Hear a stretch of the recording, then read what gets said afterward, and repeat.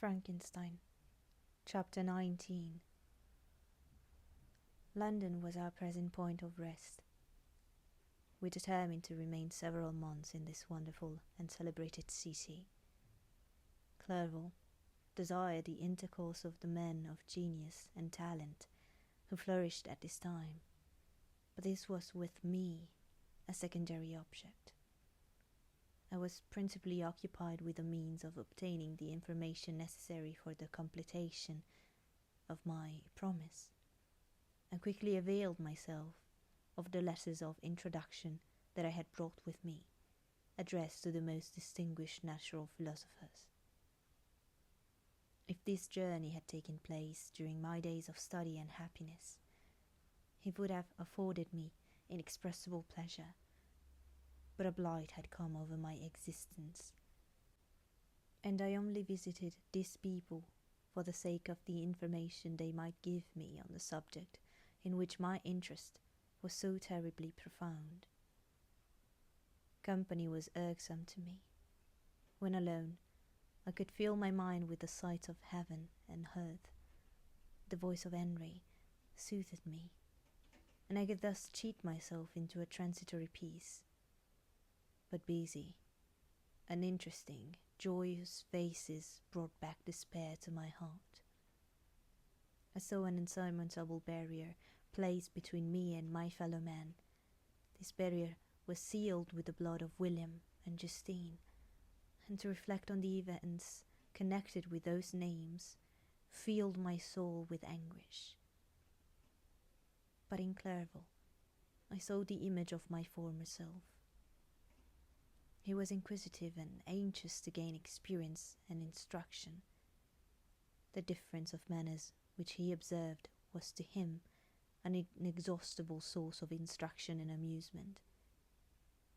He was also pursuing an object he had long had in view.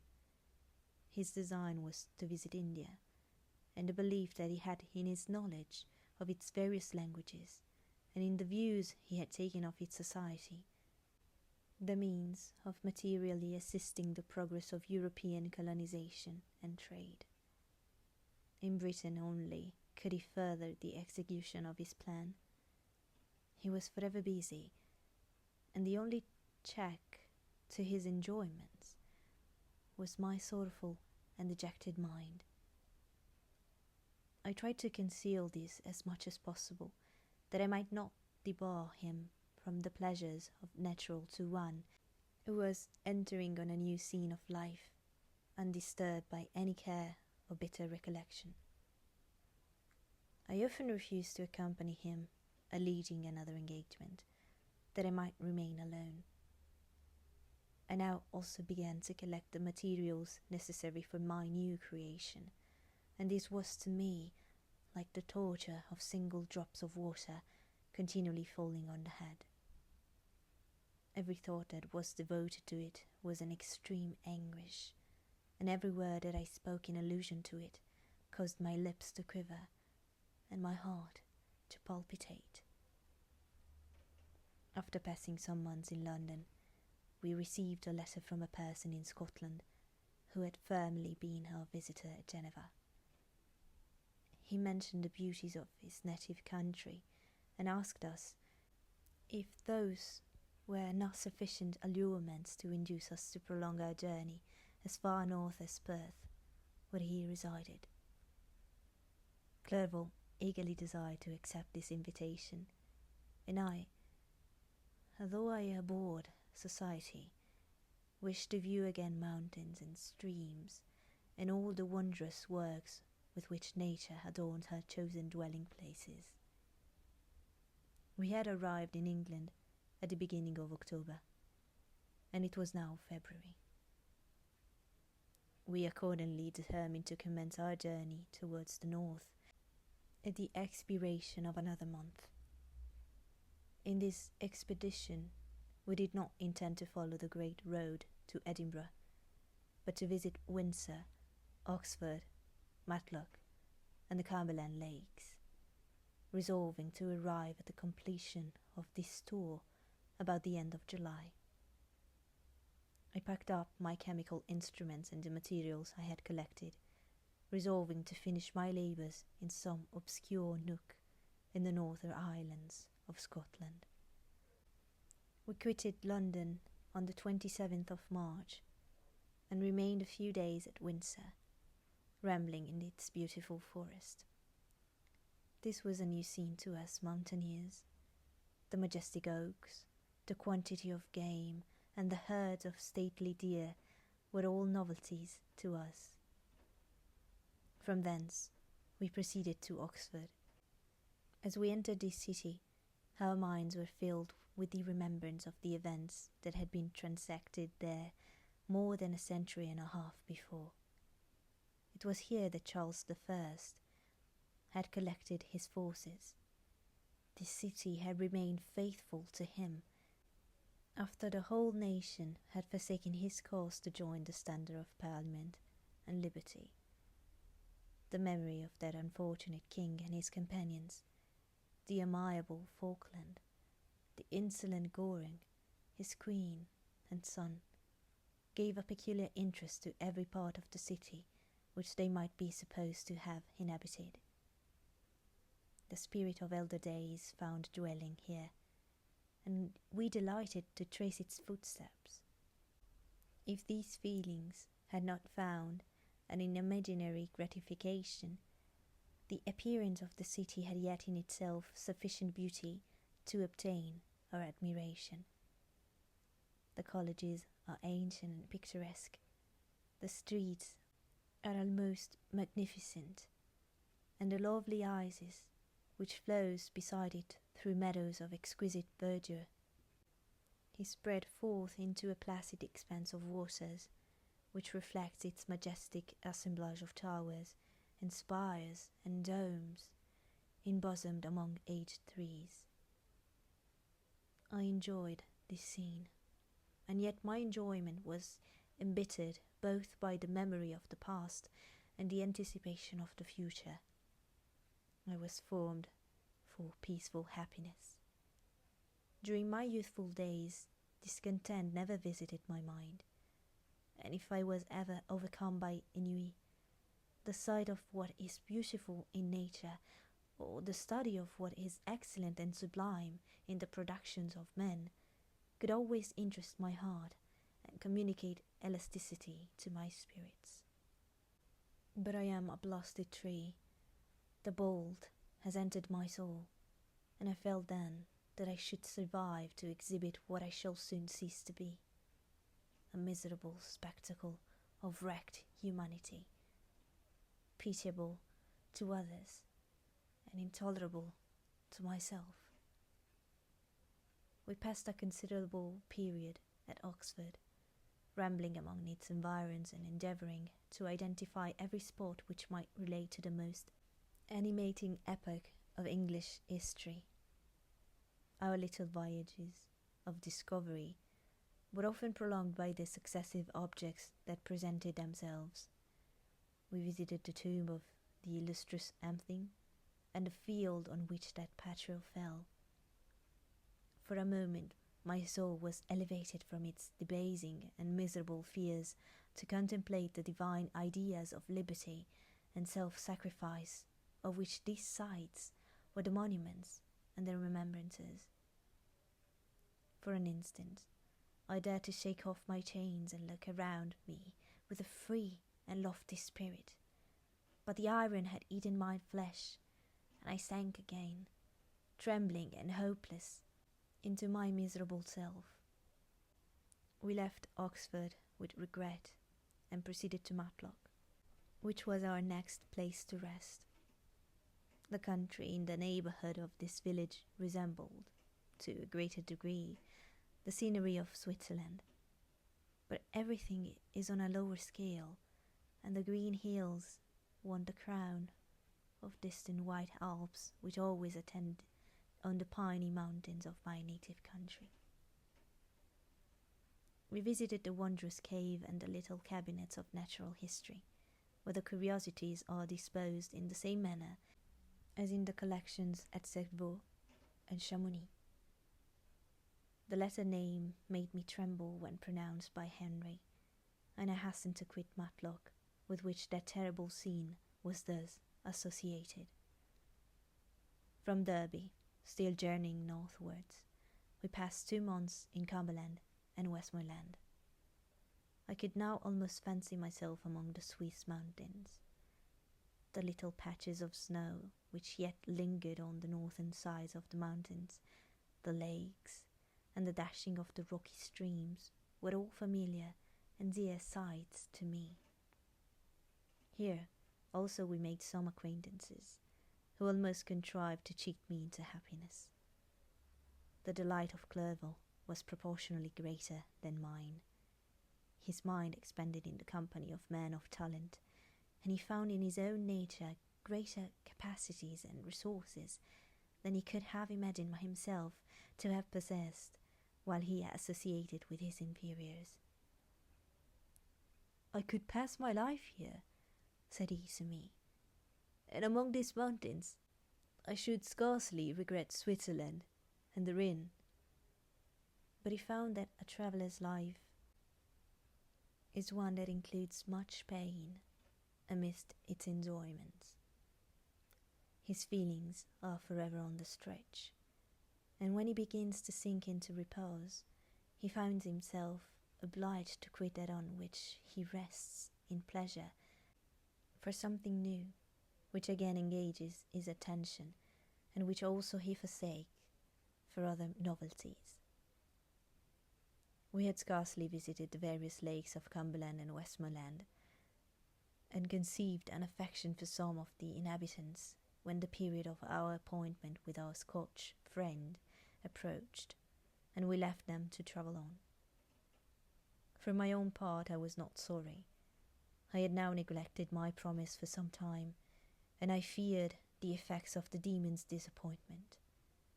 He might remain in Switzerland and wreak his vengeance on my relatives.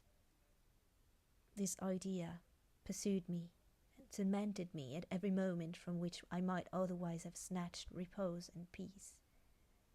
I waited for my letters with feverish impatience. If they were delayed, I was miserable and overcome by 1,000 fears. And when they arrived, and I saw the superscription of Elizabeth, or my father, I hardly dared to read and ascertain my fate. Sometimes I thought that the fiend followed me and might expedite my remissness by murdering my companion. When these thoughts possessed me, I would not quit Henry for a moment, but followed him as his shadow, to protect him from the fancied rage of his destroyer. I felt as if I had committed some great crime, the consciousness of which haunted me. I was guiltless, but I had indeed drawn down a horrible curse upon my head, as mortal as that of a crime. I visited Edinburgh with languid eyes and mind, and yet that city might have interested the most unfortunate being.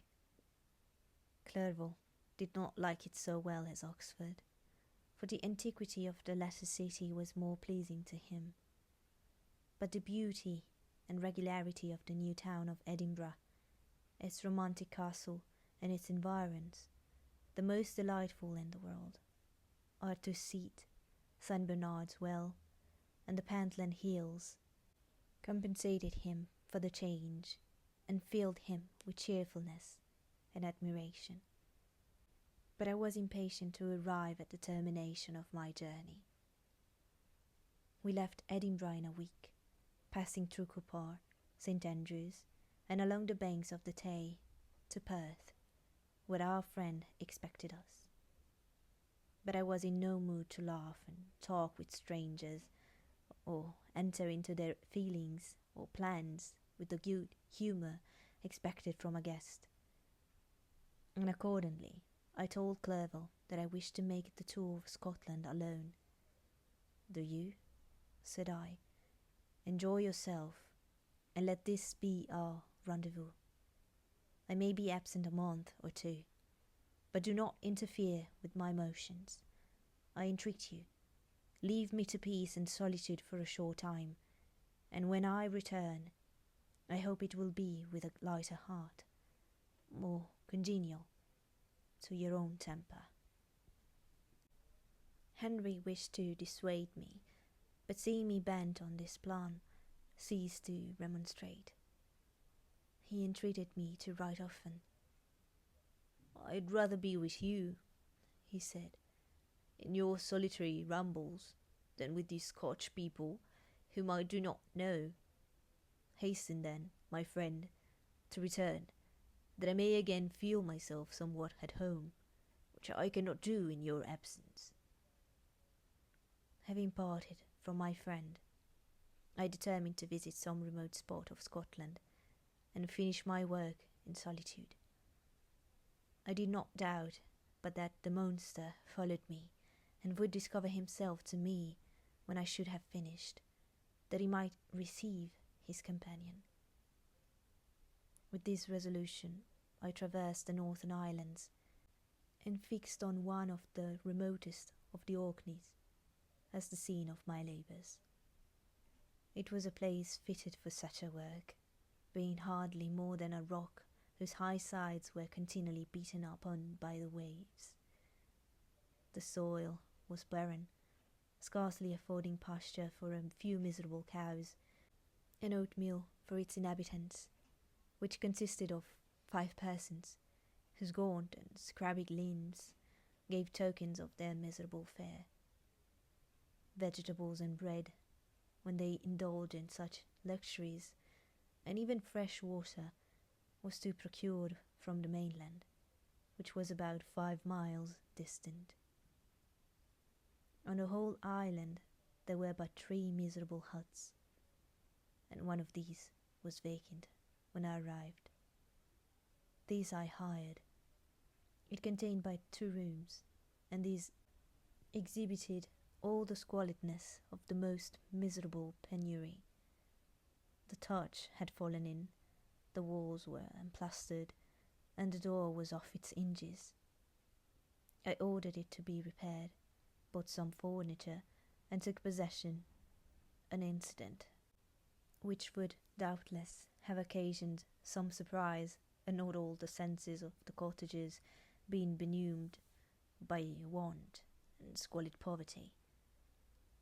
As it was, I lived ungazed at and unmolested, hardly thanked for the pittance of food and clothes which I gave, so much thus suffering blunt even the coarsest sensations of men.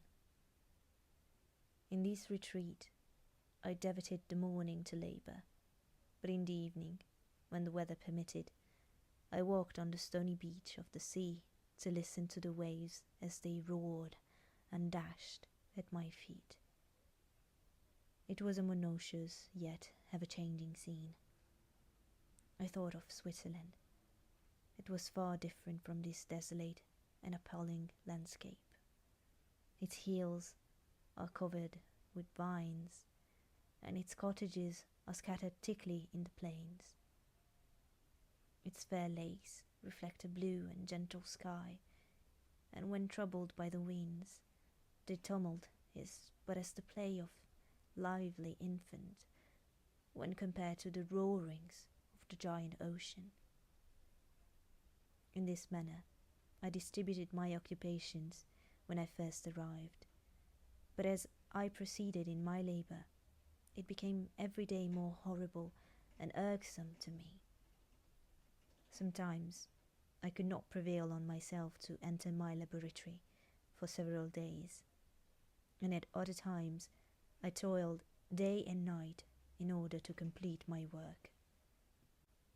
It was, indeed, a filthy process in which I was engaged. During my first experiment, a kind of enthusiastic frenzy had blinded me to the horror of my employment. My mind was intently fixed on the consummation of my labour, and my eyes were shut to the horror of my proceeding. But now I went to it in cold blood, and my heart often sickened at the work of my hands.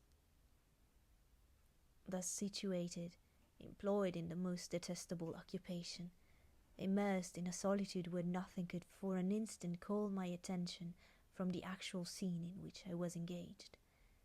My spirits became unequal.